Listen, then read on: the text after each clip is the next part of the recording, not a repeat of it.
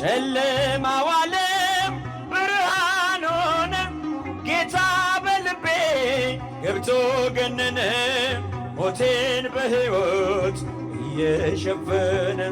ባሪያ አይደለሁም ልጁ ነኝ ዛሬ ያስጎነበሰኝ የለም ቀንበሬ ተድላና ደስታን ሞላኝ ጌታዬ ያፌ ምስጋና ልቤ ዜማዬ ምን ብዬ የእርሱን ደግነት ልናገር ወዶኛል ከሁሉ አብልጦ እግዚአብሔር